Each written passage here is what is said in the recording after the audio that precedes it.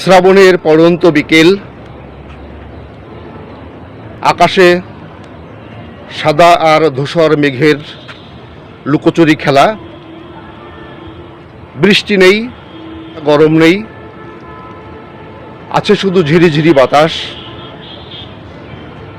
এই মনোরম বিকেলে, এই খোলা আকাশের নিচে আসর বসিয়েছি একাদশ দ্বাদশ শ্রেণীর শিক্ষার্থীবৃন্দ, তোমাদের জন্য। ফিজিক্যালি তোমরা যেখানেই থাকো, মেন্টালি আমার সাথেই আছো, আমার আসরেই আছো। আসরে আলোচনা করব তোমাদেরই পাঠ্য বই পৌরনীতি ও সুশাসন দ্বিতীয় পত্রের নবম অধ্যায় থেকে। আর আলোচনার বিষয়বস্তু হবে বিশ্বের সর্ববৃহৎ সংগঠন জাতিসংঘ। হ্যাঁ শিক্ষার্থীবৃন্দ, আমাদের আলোচ্য বিষয় জাতিসংঘ, ইউনাইটেড নেশনস অর্গানাইজেশন, সংক্ষেপে ইউএনও। আলোচনার সুবিধার্থে আমরা বিষয়টাকে কয়েকটি ভাগে ভাগ করেছি। 1, জাতিসংঘ গঠনের ইতিহাস বা প্রেক্ষাপট। 2, জাতিসংঘের গঠন কাঠামো। 3, জাতিসংঘের উদ্দেশ্য। এবং 4, জাতিসংঘ ও বাংলাদেশের মধ্যকার সম্পর্ক। তো একে একে আমরা আলোচনায় চলে যেতে পারি। 1, গঠনের ইতিহাস। প্রথম বিশ্বযুদ্ধের পর 1920 সালে একটি সংস্থা প্রতিষ্ঠা করা হয়। ওই সংস্থার নাম ছিল লিগ অফ নেশনস। এই সংস্থা প্রতিষ্ঠার উদ্দেশ্য ছিল বিশ্বে যুদ্ধ ঠেকানো এবং শান্তি প্রতিষ্ঠা করা।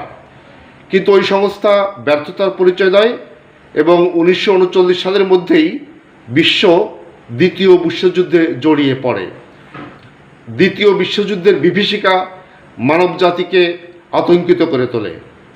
এ কারণে বিশ্ব নেতৃবৃন্দ আর একটি কার্যকর সংস্থা গঠনের প্রয়োজনীয়তা অনুভব করেন।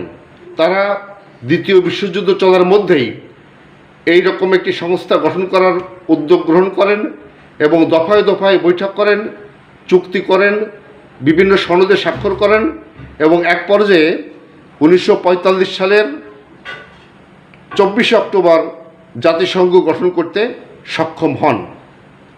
তাহলে জাতিসংঘের প্রতিষ্ঠাকাল 24 অক্টোবর 1945। এবার ভিতরের তথ্য কতগুলো আমি একটু তুলে ধরি। বন্ধুরা, প্রথম বিশ্বযুদ্ধ 1914 সাল থেকে 1918 সাল পর্যন্ত। লিগ অব নেশনস প্রতিষ্ঠিত হয় 1920 সালের 10 জানুয়ারি। দ্বিতীয় বিশ্বযুদ্ধ হয় 1939 থেকে 1945 সাল পর্যন্ত। দ্বিতীয় বিশ্বযুদ্ধের ধ্বংসলীলা বিশ্ব বিবেককে ভীষণভাবে নাড়া দেয়। আরেকটি নতুন সংস্থা গঠনের লক্ষ্যে 1941 সালের 12 জুন 9টি প্রবাসী সরকার সহ আরও কয়েকটি রাষ্ট্র যুদ্ধবন্ধ ও শান্তি প্রতিষ্ঠার লক্ষ্যে লন্ডন ঘোষণা প্রদান করেন। এটি ইউনাইটেড নেশনস অর্গানাইজেশন বা জাতিসংঘ গঠনের প্রথম পদক্ষেপ। ওই বছরই অর্থাৎ 1941 সালের 14 আগস্ট আটলান্টিক মহাসাগরে ব্রিটিশ রণতরী প্রিন্স অফ ওয়েলসে মার্কিন প্রেসিডেন্ট রুজভেল্ট ও ব্রিটিশ প্রধানমন্ত্রী চার্চিল একটি সনদে স্বাক্ষর করেন, যা আটলান্টিক সনদ নামে পরিচিত। 1942 সালের 1 জানুয়ারি মার্কিন প্রেসিডেন্ট, ব্রিটিশ প্রধানমন্ত্রী এবং সোভিয়েত ও চীনের প্রতিনিধি ওয়াশিংটনে মিলিত হন এবং একটি দলিলে স্বাক্ষর করেন।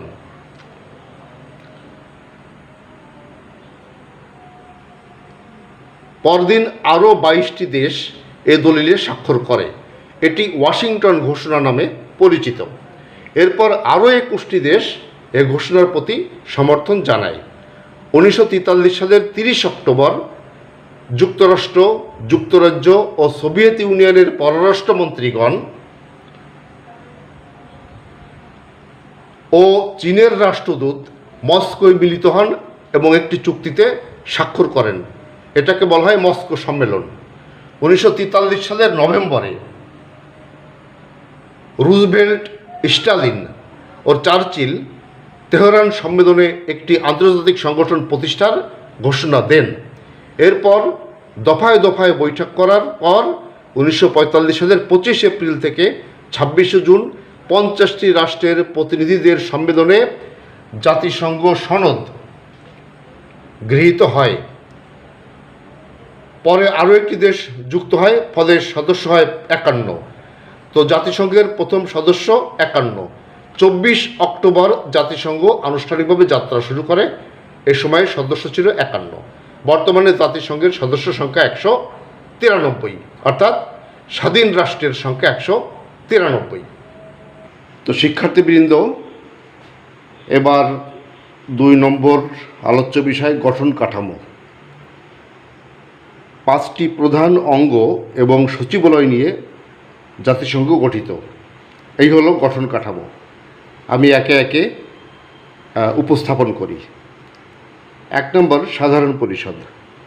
জাতিসংঘের সকল সদস্য রাষ্ট্র নিয়ে সাধারণ পরিষদ গঠিত। বর্তমানে এর সদস্য সংখ্যা 193। প্রত্যেক সদস্য রাষ্ট্র একটি করে ভোট দিতে পারে। সাধারণত বছরে একবার সাধারণ পরিষদের অধিবেশন বসে। প্রত্যেক অধিবেশনের শুরুতে সদস্যদের ভোটে একজন সভাপতি নির্বাচিত হন। নিরাপত্তা পরিষদের সুপারিশে সাধারণ পরিষদ নতুন সদস্য গ্রহণ, মহাসচিব নিয়োগ, জাতিসংঘের বাজেট পাস প্রভৃতি গুরুত্বপূর্ণ কাজও করে থাকে। সাধারণ পরিষদকে আমরা ইংরেজিতে বলি দ্য জেনারেল অ্যাসেম্বলি। 2 নম্বর নিরাপত্তা পরিষদ। দি সিকিউরিটি কাউন্সিল। এটি জাতিসংঘের সর্বাপেক্ষা গুরুত্বপূর্ণ সংগঠন। 5টি স্থায়ী ও 10টি অস্থায়ী সদস্য রাষ্ট্র নিয়ে নিরাপত্তা পরিষদ গঠিত। স্থায়ী সদস্য রাষ্ট্রগুলো হলো মার্কিন যুক্তরাষ্ট্র, গ্রেট ব্রিটেন বা যুক্তরাজ্য, রাশিয়া, ফ্রান্স ও চীন। অস্থায়ী সদস্য রাষ্ট্রগুলো প্রতি 2 বছর অন্তর সাধারণ পরিষদের সদস্যদের ভোটে নির্বাচিত হয়। স্থায়ী সদস্যগুলো ভেটো ক্ষমতার অধিকারী। এই ভেটো ক্ষমতা প্রয়োগ করে তাদের যে কোনো সদস্য যে কোনো প্রস্তাবকে বাতিল করে দিতে পারে। অর্থনৈতিক ও সামাজিক পরিষদ। The economic and social council. অর্থনৈতিক ও সামাজিক ক্ষেত্রে বিশ্বকে এগিয়ে নিয়ে যাওয়ার উদ্দেশ্যে এই পরিষদ গঠন করা হয়েছে। 4 নম্বর অছি পরিষদ। The trusteeship council. যেসব অনুন্নত অঞ্চলের পৃথক সত্তা আছে কিন্তু স্বাধীনতা সার্বভৌমত্ব নেই, সেগুলোকে অছি এলাকা বলে। অছি এলাকাসমূহ তত্ত্বাবধান করা এবং জনগণকে স্বায়ত্তশাসন ও স্বাধীনতার জন্য প্রস্তুত করে তোলা অছি পরিষদের কাজ। নিরাপত্তা পরিষদের 5টি স্থায়ী সদস্য রাষ্ট্র অছি পরিষদের সদস্য। 1994 সালের অক্টোবর মাসে পালাউয়ের স্বাধীনতা প্রাপ্তির মাধ্যমে সকল অছি অঞ্চল স্বাধীন দেশে পরিণত হয়েছে। ওই বছর অছি পরিষদের কার্যক্রম স্থগিত করা হয়। পালাউ হল পশ্চিম প্রশান্ত মহাসাগরীয় অঞ্চল অবস্থিত। এটা ফিলিপাইন থেকে প্রায় 850 কিলোমিটার পূর্ব দিকে অবস্থিত। আন্তর্জাতিক বিচারালয়। 5 নম্বর the international court of justice. এটি জাতিসংঘের বিচার বিভাগ। জাতিসংঘের যে কোনো সদস্য রাষ্ট্র জাতিসংঘ সনদের অন্তর্ভুক্ত যে কোনো বিরোধপূর্ণ বিষয়ে আদালতে মামলা করতে পারে। সেক্ষেত্রে আদালত উক্ত বিরোধের মীমাংসা করে বিশ্বশান্তি রক্ষা করে। 15 জন বিচারক নিয়ে এ আদালত গঠিত। 6 নম্বর সচিবালয়। এটি জাতিসংঘের প্রশাসনিক বিভাগ। একজন মহাসচিব, কয়েকজন উপমহাসচিব ও সহকারী মহাসচিব সহ প্রায় 4000 কর্মকর্তা কর্মচারী নিয়ে জাতিসংঘের সচিবালয় গঠিত। মহাসচিব এর প্রধান। তিনি জাতিসংঘের মুখপাত্র ও প্রধান নির্বাহী কর্মকর্তা। মহাসচিব নিরাপত্তা পরিষদের সুপারিশক্রমে সাধারণ পরিষদ কর্তৃক 5 বছরের জন্য নির্বাচিত হন। এছাড়াও জাতিসংঘ সনদে কয়েকটি সহায়ক সংস্থা রয়েছে। এগুলো হলো ইউনেস্কো, আন্তর্জাতিক শ্রম সংস্থা, খাদ্য ও কৃষি স্বাস্থ্য সংস্থা, বিশ্ব স্বাস্থ্য সংস্থা ইত্যাদি। তোমরা এই বিশ্ব স্বাস্থ্য সংস্থার সম্পর্কে জানো যে কারণ করোনা ভাইরাস মোকাবেলায় এই সংস্থার ভূমিকা খুব জোরালো বলে মানুষ মনে করে না। এই কারণে এর সমালোচনা হয় এবং তোমরা এই সংস্থাটির সঙ্গে পরিচিত হয়েছে এভাবে। এবার আমরা জাতিসংঘের উদ্দেশ্য নিয়ে আলোচনা করব। এখানে 4টি উদ্দেশ্য, আসলে উদ্দেশ্য এই 3টি, আর এটি হচ্ছে ওইগুলির মধ্যে সমন্বয় সাধন। 1 নম্বর আন্তর্জাতিক শান্তি ও নিরাপত্তা সংরক্ষণ। আসলে এটাই হচ্ছে জাতিসংঘের মূল উদ্দেশ্য, শান্তি প্রতিষ্ঠা করা। তো এজন্য কি করে, যদি শান্তি ভঙ্গ করার মতো কোনো হুমকি কেউ দিয়ে থাকে তাহলে সেটা নিরসন করে জাতিসংঘ এবং বিরোধগুলো নিষ্পত্তি করে থাকে আন্তর্জাতিক আইন ও ন্যায় বিচারের সাথে সঙ্গতি রেখে। 2 নম্বর জাতিসমূহের মধ্যে বন্ধুত্বপূর্ণ সম্পর্কের উন্নয়ন। বিভিন্ন জাতির মধ্যে সমতা নীতির ভিত্তিতে বন্ধুত্বপূর্ণ সম্পর্কের উন্নয়নের মাধ্যমে শান্তিপূর্ণ পরিবেশ নিশ্চিত করা জাতিসংঘের উদ্দেশ্য। 3 নম্বর আন্তর্জাতিক সহযোগিতা ও মৌলিক অধিকার। আন্তর্জাতিক ক্ষেত্রে অর্থনৈতিক, সামাজিক, সাংস্কৃতিক ও মানবিক সমস্যাসমূহের সমাধানের জন্য আন্তর্জাতিক সহযোগিতার উন্মোচন করা জাতিসংঘের উদ্দেশ্য। এজন্য জাতি, ধর্ম, নারী, পুরুষ নির্বিশেষে সকলের মানবিক অধিকার ও মৌল স্বাধিকারসমূহের প্রতি জাতিসংঘ শ্রদ্ধা প্রদর্শন করে থাকে।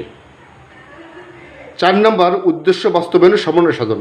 উপরে এই যে 3টি সাধারণ উদ্দেশ্য কথা বলা হয়েছে, সেগুলো বাস্তবায়নের জন্য জাতিসমূহের কর্মকাণ্ডের সমন্বয় সাধনের কেন্দ্র হিসেবে কার্য পরিচালনা করে থাকে জাতিসংঘ। এরপরে আসবো আমরা 4 নম্বর আলোচনা, জাতিসংঘ ও বাংলাদেশের মধ্যকার সম্পর্ক। এখানে দেখো বন্ধুরা, 16টি পয়েন্ট এখানে বলা হয়েছে। আমি সংক্ষেপে এগুলো উপস্থাপন করছি। বাংলাদেশ হচ্ছে শান্তিকামী দেশ, আর জাতিসংঘের কাজ হলো শান্তি প্রতিষ্ঠা। আর সুতরাং জাতিসংঘের সাথে বাংলাদেশের সম্পর্ক মধুর হবে, এটাই স্বাভাবিক। তো 1 নম্বরে বাংলাদেশের মুক্তিযুদ্ধে জাতিসংঘ। 1971 সালে বাংলাদেশের মানুষের উপরে পাকিস্তানিরা যে গণহত্যা চালিয়েছিল তার নিন্দা করেছিল জাতিসংঘ। জাতিসংঘের তৎকালীন মহাসচিব উ থান্ট সেই গণহত্যাকে মানব ইতিহাসের কলঙ্কিত অধ্যায় বলে নিন্দা করেন। তাছাড়া যুদ্ধ চলাকালে ভারতে আমাদের বাঙালিরা যে আশ্রয় নিয়েছিল তাদের জন্য ব্যাপক ত্রাণ তৎপরতা চালিয়েছিল জাতিসংঘ। 2 নম্বর যুদ্ধবিধ্বস্ত বাংলাদেশের সহায়তা। যুদ্ধবিধ্বস্ত বাংলাদেশে জাতিসংঘ আনরড নামে ব্যাপক ত্রাণ কার্যক্রম শুরু করে। এই কার্যক্রম পরবর্তীতে আনরব নামে অভিহিত হয়। এই আনরড এবং আনরব, এখানে দেখো আমি দুটো লিখছি, আনরড আর এটা হচ্ছে UNROB, United Nations relief operations in Dhaka. পরবর্তীতে এটা সমগ্র বাংলাদেশে বিস্তৃত হয় এবং সেজন্য নাম পরিবর্তন হয় United Nations relief operations in Bangladesh. 3 জাতিসংঘ মহাসচিবের ঢাকা সফর। জাতিসংঘ মহাসচিব কুর্ট ওয়াইল্ডহিম 1973 সালের 9 ফেব্রুয়ারি বাংলাদেশ সফরে আসেন। এই সফরের মাধ্যমে বাংলাদেশ জাতিসংঘ সম্পর্ক আরও জোরদার হয়। 4 নম্বর জাতিসংঘ সনদের প্রতি সমর্থন। বাংলাদেশ জাতিসংঘ সনদের প্রতি পরিপূর্ণ শ্রদ্ধাশীল। বাংলাদেশ সংবিধানের 25 অনুচ্ছেদ অনুযায়ী জাতিসংঘের সনদে বর্ণিত নীতিসমূহের প্রতি শ্রদ্ধা বাংলাদেশের আন্তর্জাতিক সম্পর্কের অন্যতম ভিত্তি। 5 নম্বর শক্তি প্রয়োগ নীতির বিরোধী। জাতিসংঘের সাথে একাত্ম বাংলাদেশ শক্তি প্রয়োগ নীতির ঘোর বিরোধী। এই নীতির ভিত্তিতে বাংলাদেশ সাম্রাজ্যবাদ, বর্ণবৈষম্যবাদ, উপনিবেশবাদ ও সম্প্রসারণবাদের বিরুদ্ধে সোচ্চার। 6 নম্বর শান্তিপূর্ণ সহাবস্থান নীতি। জাতিসংঘ বিশ্বের সকল রাষ্ট্রের মধ্যে বন্ধুত্বপূর্ণ সম্পর্ক গড়ে তুলতে চায়। বাংলাদেশেরও পররাষ্ট্রনীতির মূল ভিত্তি বিশ্বের সকল রাষ্ট্রের সাথে বন্ধুত্ব, কারোর সাথে শত্রুতা নয়। এ কারণে উভয়ের মধ্যে সম্পর্ক বেশ ঘনিষ্ঠ। 7 নম্বর, জাতিসংঘে বাংলাদেশের ভূমিকা। 1972 সালে বাংলাদেশ জাতিসংঘের সদস্যপদের জন্য প্রচেষ্টা চালায়, কিন্তু পাকিস্তানের প্ররোচনায় নিরাপত্তা পরিষদে চীন বারবার ভেটো প্রয়োগের কারণে সে চেষ্টা ব্যর্থ হয়। অবশেষে 1974 সালের 17 সেপ্টেম্বর বাংলাদেশ জাতিসংঘের সদস্যপদ লাভ করে। 8 নম্বর, বিভিন্ন সংস্থার সদস্য পদ লাভ। 1972 সালেই বাংলাদেশ WHO, হু, আনক্টাড, IMF, এসব ইউনেস্কো এ সকল অঙ্গ সংগঠনের সদস্যপদ লাভ করে। এছাড়া 1973 সালে UPU, ITU, এসক্যাপ ইত্যাদি সংস্থার সদস্যপদ লাভ করে। 1994 সালে ওয়ার্ল্ড ট্রেড অর্গানাইজেশনের সদস্যপদ লাভ করে। বাংলাদেশের একটি গুরুত্বপূর্ণ অর্জন হল 1979-80 সালে নিরাপত্তা পরিষদের অস্থায়ী সদস্যপদ লাভ। 2000-2001 মেয়াদেও বাংলাদেশ নিরাপত্তা পরিষদের সদস্যপদ লাভ করে। 9 নম্বরে, জাতিসংঘে দায়িত্ব পালন। বাংলাদেশ 1982-83 মেয়াদে 77 জাতি গ্রুপের চেয়ারম্যান হয়। 1985 সালে সাবেক রাষ্ট্রপতি আবু সাইদ চৌধুরী মানবাধিকার কমিশনের চেয়ারম্যান হন এবং 1986 সালে তৎকালীন পররাষ্ট্রমন্ত্রী হুমায়ুন রশিদ চৌধুরী জাতিসংঘ সাধারণ পরিষদে 41তম অধিবেশনে সভাপতিত্ব করার গৌরব অর্জন করেন। 10 নম্বর, দারিদ্র্য বিমোচনে সহায়তা। বাংলাদেশে দারিদ্র্য বিমোচনে জাতিসংঘ অব্যাহত প্রচেষ্টা চালিয়ে যাচ্ছে। স্বাস্থ্যসেবায় সহায়তা। বাংলাদেশের স্বাস্থ্য, খাদ্য, পুষ্টি উন্নয়নে জাতিসংঘ ব্যাপক সহযোগিতা করে থাকে। দুর্যোগ মোকাবেলায় সহায়তা। বাংলাদেশ দুর্যোগ প্রবণ দেশ। বন্যা, খরা, ঘূর্ণিঝড় লেগেই থাকে। এ সকল দুর্যোগ মোকাবেলায় জাতিসংঘ সবসময় বাংলাদেশের পাশে থাকে।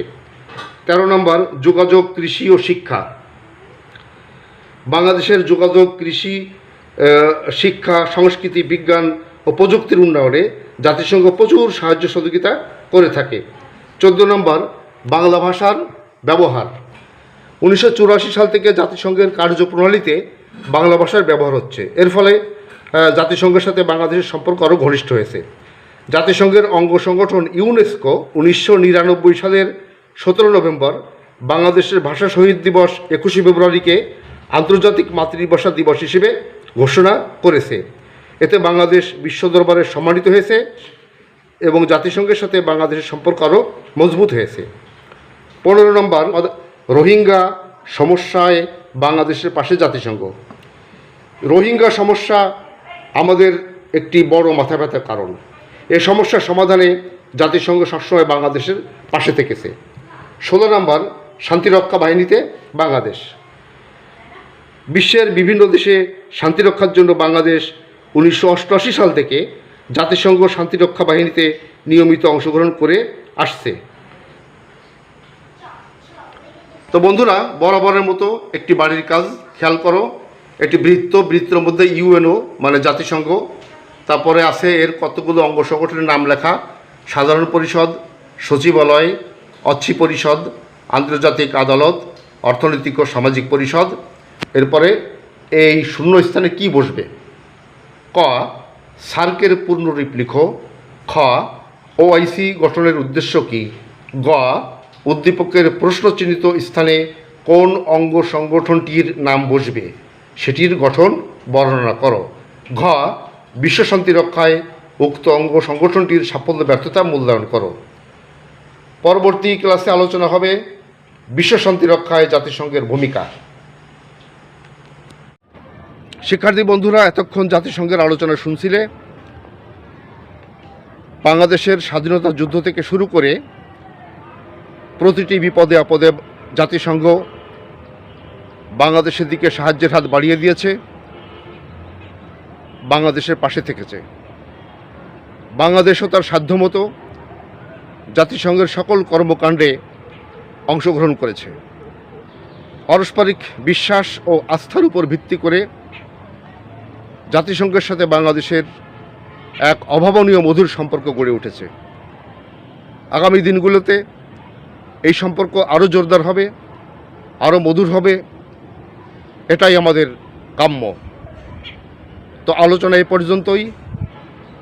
কথা হবে পরবর্তী ক্লাসে, পরবর্তী আসরে বিশ্ব শান্তি রক্ষায় জাতিসংঘের ভূমিকা নিয়ে। ততক্ষণে ভালো থাকো, সুস্থ থাকো, নিরাপদ থাকো। ধন্যবাদ শিক্ষার্থীবৃন্দ, সবাইকে ধন্যবাদ।